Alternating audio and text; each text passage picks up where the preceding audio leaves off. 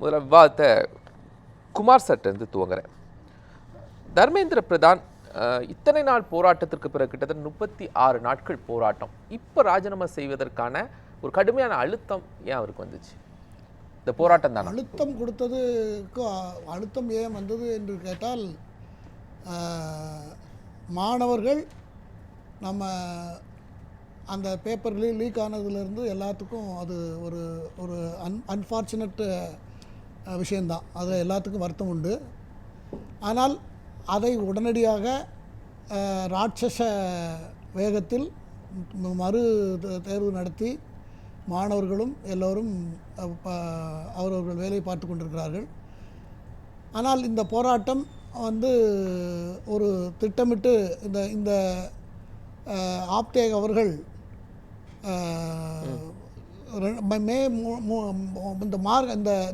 இந்த பேப்பர் என்னைக்கு லீக் ஆச்சோ அன்றைக்கி தான் அவர் அமெரிக்காவிலேருந்து வந்தார்.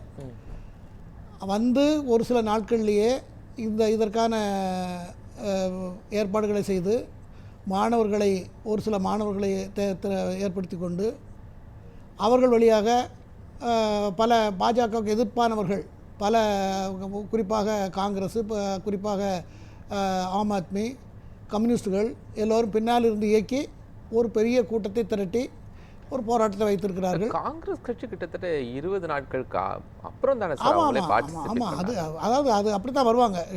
கிளைமேக்ஸில் தானே வருவாங்க. முன்னால் வந்தாங்க. அதை பிரதமர் வீட்டு முன்னால் போய் ராகுல் காந்தி படுத்துட்டு போராட்டம் பண்ண உடனே அது அவங்களே விரும்பலை. அதுக்கப்புறம் காங்கிரஸ் கொஞ்சம் கொஞ்சமாக வெளியே போய்விட்டது. அரவிந்த் கெஜ்ரிவால் வந்திருந்தார்.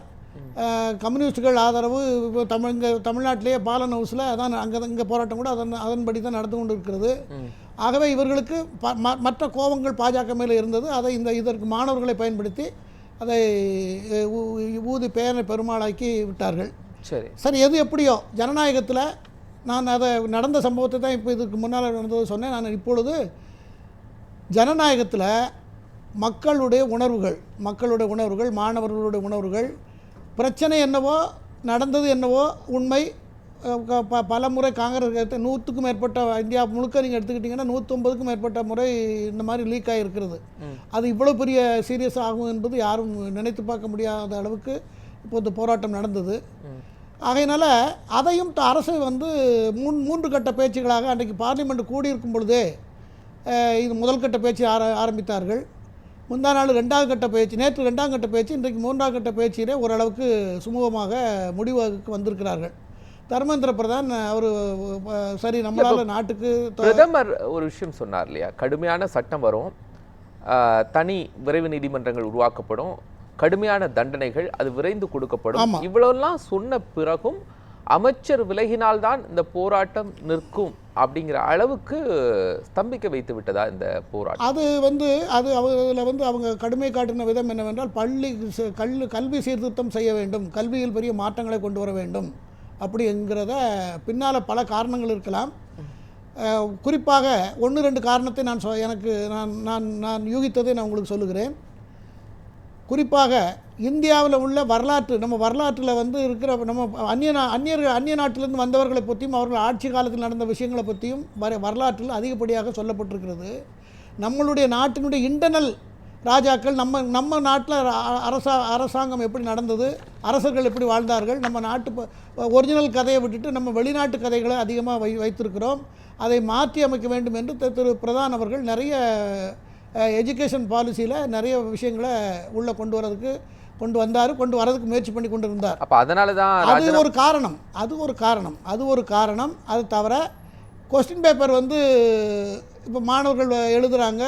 இப்போ 2வது ஒரு முறை தேர்தல் வைத்து அவர்கள் வருஷத்துக்கு ஒரு தடவை தான் அந்த தேர்தல் வருது. அந்த தேர்தலையும் அது ஒரே ஒரு நாள் அந்த தேர்தலை எழுதுன அவ்வளோ கஷ்டப்பட்டு எழுதக்கூடிய தேர்தல் பேப்பர் லீக் ஆகிவிட்டு. இதுக்கு அப்பவே ரெஸ்பான்சிபிலிட்டி எடுத்திருக்கணும்ல சார் அமைச்சர்? இப்போ இன்னைக்கு ரெஸ்பான்சிபிலிட்டி எடுக்கிறது அந்த கொஸ்டின் பேப்பர் பலமுறை லீக் ஆகும்போது அப்பவும் ரெஸ்பான்சிபிலிட்டி எடுத்திருக்கணும். அதாவது எடுத்திருக்கணும் தான். நான் தான் சொல்கிறேன், ஏற்கனவே பலமுறை காங்கிரஸ் காலத்தில் 12-13 முறை நடந்திருக்கிறது.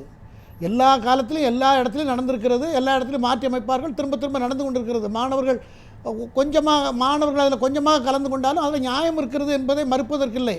ஆனால் அதற்கு இப்போ என்னுடைய வாதம் என்னவென்று சொன்னால், ஒரு கார் இருக்கிறது, கார் போய் கொண்டு இருக்கிறது, இன்ஜினில் கோளாறு, சிஸ்டத்தில் கோளாறு இருக்கிறத நாம் எல்லோரும் யாருமே மறுக்கலை. பிஜேபி அமைச்சரவையிலேருந்து எல்லாருமே ஒத்துக்கிடுறாங்க. ஆனால் கார் இன்ஜினை விட்டுட்டு கார் டிரைவரை மாற்றணும்னு சொன்னாங்க. அந்த கோரிக்கையும் இப்போ அரசு வேண்டாம், பதட்டம் வேண்டாம், அது மாநிலங்கள் பூரா பரவி அது ஒரு பிரச்சனை. ஜனநாயகத்தில் மக்கள் கோரிக்கையை மதிக்கிறதுங்கிறது தான் ஜனநாயகத்தினுடைய அடிப்படை, கிரவுண்ட் ரூல்ஸே தான். ஜனநாயகத்தில் மக்களுடைய உணர்வுகளுக்கும் மக்களுடைய எண்ணங்களையும் மதிப்பது அரசாங்கத்தினுடைய கடமையாக எடுத்து தான் அரசு இதை பயா மீடியா பேசி அவர்களை சமாதானப்படுத்தி இருதரப்பாரும் இருந்து பத்திரிகைக்கு பேட்டி கொடுத்து அதை முடித்து இருக்கிறார்கள். அடுத்தபடியாக பிரதமர் உறுதியளித்த பிறகும் அந்த போராட்டக்காரர்கள், அந்த இளைஞர்கள் அவங்க சாட்டிஸ்ஃபை ஆகலையா? சரி, இன்னொரு விஷயமும் சொல்லுங்க சார். இந்த போராட்டம்ங்கிறது சோனோவாங்ஸுடைய போராட்டத்தினுடைய வெற்றியா பார்க்கணுமா, கர்பாம்பூச்சி கட்சியினுடைய அவங்களுடைய வெற்றியா பார்க்கணுமா, இல்லை எதிர்கட்சிகள் காங்கிரஸ் உள்ளிட்ட எதிர்கட்சிகளுடைய போராட்டத்தின் வெற்றியா பார்க்கணுமா? யாருடைய வெற்றி? அதாவது இது எப்படி பார்க்க வேண்டும் என்று சொன்னால், இதில் வந்து நீங்கள் அதை டீப்பாக இப்போ முடிஞ்ச போன விவகாரத்தை நம்ம பெருசுப்படுத்த வேண்டாம்னு நினைக்கிறேன். அதை ரொம்ப டீப்பாக நேற்று 4 நாள் அதை பற்றி பேசி ஆகிவிட்டது. இல்லை, இன்னைக்கு தான் தர்மேந்திர பிரதான் ராஜினாமா அப்படிங்கிறது. மோடி அவர்கள் பிரதமராக பதவியேற்ற பிறகு ஒரு அமைச்சர் ஒரு இஷ்யூல ராஜினாமா செய்வது இது முதல் முறையான இது சார். எல்லாத்துக்கும் அதனால தான் அது நம்ம முக்கிய விவாதமாக எடுக்கும். ஜனநாயகத்தில் மக்கள் தான் எஜமானர்கள். பாராளுமன்றத்துக்குள் இருக்கிற எம்பிக்கள் மக்களுடைய பிரதிநிதிகள் தான். மக்கள் பிரதிநிதிகளாக பாராளுமன்றத்தில் இருக்கிறார்கள். அவர்கள் எடுக்கிற எல்லா முடிவும் மக்கள் எடுத்த மாதிரி தான் கணக்கு. அதுதான் சட்ட ரீதியான கணக்கு. ஆனாலும் மக்கள் உணர்வுகளை மதிக்க வேண்டும் என்பது தான் அரசாங்கம் அந்த நிலையிலிருந்து தான் இந்த முடிவை எடுத்திருக்கிறது. இதில் கௌரவ குறைச்சலாகவோ இது ஒரு அரசாங்கத்துக்கு பின்னடைவாகவோ இதை பார்க்கக்கூடாது, பார்க்க வேண்டிய அவசியம் இல்லை. தவறு நடந்தது உண்மை. பல ஆண்டு காலமாக தவறு நடந்திருக்கிறது. இந்த தவறை அட்மிட் பண்ணியிருக்காங்க. சரி, இது அவர் காரணம்னு சொல்ல முடியாது. 47 பேரை நேற்று நீக்கினாங்க. ஹையர் அஃபீஷியல்ஸ் எல்லாத்தையும் நீக்கியாச்சு. அப்படி இருந்தாலும் கூட நேற்று 2ஆம் கட்ட பேச்சுவார்த்தையில் மாணவர்கள் ஒவ்வொரு தவறுகளுக்கும் இவ்வளவு பெரிய போராட்டம் இருந்தால்தான் அரசினுடைய நடவடிக்கை பாயுமா அப்படிங்கிற ஒரு கேள்வி இந்த போராட்டத்துக்கு பிறகுதானே உருவாகுது. இது எப்படின்னா, நீங்கள் கேட்குற கேள்வி ரொம்ப நியாயமான கேள்வி தான். அது எல்லாத்துக்கும் மனசில் ஏற்படக்கூடிய உணர்வுகள் தான். எது இருப்பினும் அரசாங்கம் அதை உடனடியாக அந்த நீட் தேர்வை திரும்ப ராட்சச வேகத்தில் நடத்தி முடித்தாகிவிட்டது. திரும்ப அதை நடக்காமல் இருப்பதற்கு நீதிமன்றத்தில் வழக்கும் இருக்கிறது. நீதிமன்றம் அதை கேட்டுக்கொண்டே இருக்கிறது. அடுத்தால இது இப்படி நடக்காமல் இருப்பதற்கு என்ன செய்வீர்கள் என்று கேட்டுக்கொண்டிருக்கிறது. ஆன்லைனில் நடத்தினா மட்டும் நீங்கள் எப்படி நடத்துவீங்கன்னு கூட கேட்டிருக்கிறது. அதற்கு மத்திய அரசு குழு அமைத்து அதை எப்படி செய்ய வேண்டும் என்று செய்து கொண்டிருக்கிறது. இதற்கு இடையில் பாஜக அரசை எப்படியாவது வீழ்த்திவிட வேண்டும் அப்படிங்கிற ஒரு எண்ணத்தோடு பல சக்திகள் இதில் செயல்பட்டு கொண்டிருந்திருக்கிறது. ஏன்னா அவர்களுக்கு உணவளித்தது, உணவுக்கு பேமெண்ட் கொடுத்தது, ஆர்டர் போட்டது எல்லாமே மேலே வெளிநாட்டுகள். அப்படி யார் சொன்னா? பிரதமர் சொன்னா? பிரதமரே சொல்லணும். யார் சொன்னா? அதாவது கனடாவில் இருந்தும் கட்டார்ல இருந்தும் நான் ஒத்துக்கிறேன் சார். நிறைய கருத்துக்கள் வந்துச்சு. அதை என்டாஸ் பண்ணது பிரைம் மினிஸ்டர் பண்ணாங்களா, இல்ல தர்மேந்திர பிரதான் பண்ணாங்களா, ஹோம் மினிஸ்டர் பண்ணாங்களா? யாரா ஒருத்தர் பிரைம் மினிஸ்டர் உறுதிப்படுத்தணும்ல வெளிநாட்டுல இருந்து. இல்ல அதெல்லாம் இப்ப அவங்க பேசுவாங்களா சார்? சாப்பாடு யார் கொடுத்தா இவங்களுக்கெல்லாம் சாப்பாடு அவங்களாம் சொல்ல மாட்டாங்க. அவங்க சப்ளை பண்ண டெலிவரி பாய் சொன்ன பேட்டியே இங்கே இருக்க எல்லா பதிவுகள் இருக்கிறது. ஆகையினால இதில் பாகிஸ்தானுடைய இன்வால்மெண்ட் இருக்கிறது. ஏன்னா வங்காளதேசத்தில் உள்ளவங்க இங்கே வந்திருக்காங்க, கல்கத்தாவில் இருந்து இன்னும் போகாதவங்க பாக்கியிருந்தவங்களாம் இங்கே வந்திருக்காங்க இந்த போராட்டத்தில். இதெல்லாம் இப்போ நம்ம பேசினோம்னா அதுக்கு திரும்ப அது உயிர் கொடுத்த மாதிரி ஆகிடும். அது முடிஞ்சதாக இருக்கட்டும். ஆனால் ஒரு நல்ல முடிவு என்று தான் நான் சொல்லுகிறேன். அதை நான் மத்திய அரசை நான் பாராட்டுகிறேன், மத்திய அரசை வரவேற்கிறேன். மக்களுடைய உணர்வுகளுக்கு மதிப்பளித்திருக்கிறது என்றுதான் இதை நாம் எடுத்துக்கொள்ள வேண்டும். இதில் அரசாங்கத்துக்கு எந்த பின்னடைவும் கிடையாது. அதாவது அதுக்காக நம்முடைய தமிழ்நாட்டில் நம்ம எடப்பாடி பழனிசாமி அவர்கள் எடுத்த முடிவை நான் பின்வாங்க மாட்டேனுங்கிற முடிவு அவர் எடுக்கலை. என்ன மக்களுக்காக எல்லாம் நடக்கிறோம், நம்மளும் நம்ம மக்களுக்காக தான் சர்வீஸ் பண்ணிக்கிட்டு இருக்கோம். மக்கள் இவ்வளோ பெரிய கூட்டம் கூடி இருக்கிறது, 28 நாட்கள் போராடி இருக்கின்றனர். அவர்கள் போராட்டத்தை நாம் மதிக்க வேண்டும். அவர்கள் சொல்லுகிறார்கள், சரி ரைட்டு. அதை தர்மேந்திர பிரதானே அதை ஏற்கனவே இன்னொரு அமைச்சரும் இன்றைக்கி ராஜினாமா செய்திருக்கிறார்.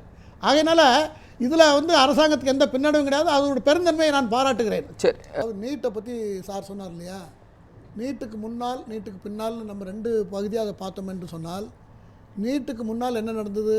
1 கோடி ரூபா 1.5 கோடி ரூபா பிளாக் மணியை கொடுக்கணும் சீட் வாங்குறதுக்கு. இப்போ அது 5 லட்ச ரூபா தான் கிடைக்கும். இப்போ அப்படி ஃபிக்ஸ் பண்ணிட்டாங்க. அப்புறம் கொடுக்குற பணமும் ஒயிட்டில் கொடுத்தாகணும்.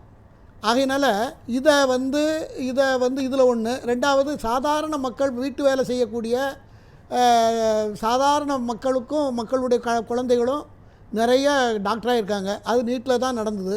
அதை இந்தியா பூரா ஏற்றுக்கிட்டு தான் எல்லா மாநிலத்திலையும், தமிழ்நாட்டையும் கர்நாடகாவையும் தவிர எல்லா மாநிலமும் அதை பற்றி நீட்டை பற்றி எந்த கொஸ்டினும் பண்ணலை. ஓகே. ஆகையினால இதை வந்து நீட்டை ரத்து பண்ணணுங்கிறது அந்த போராட்டத்துடைய நோக்கம் அல்ல.